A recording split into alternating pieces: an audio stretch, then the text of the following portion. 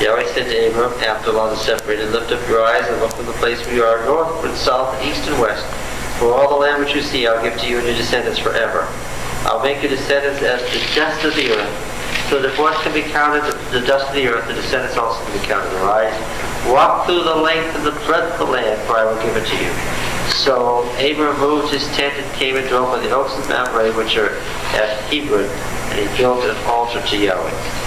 Now, of course, we're going to find out that by the time Abram has made his whole circuit, how big is the land?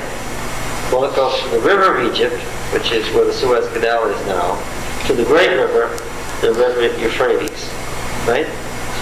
And this corresponds to the size of the empire of David, right? So that today, when the Jews speak of Greater Judea and Samaria, the Arab nations go crazy. Yeah. Why? When the Prime Minister of Israel says Greater Judea and Samaria, why do the Arab nations say Israel is an aggressor that has expansionist goals and has ever since it was founded in 1948? Because they've added the Gaza Strip down to the river of Egypt, haven't they? They've added the Sinai Peninsula and the southern desert, and they've added the west bank of the Jordan River over to the Jordan itself. But remember, the empire crossed the Jordan and covered Ammon, Moab, and Edom, so it covered all the way to the edge of the Arabian Desert and all the way up to the Euphrates, which means what? There goes Lebanon, Syria, half of Iraq. Have these nations missed that? No, they haven't, because...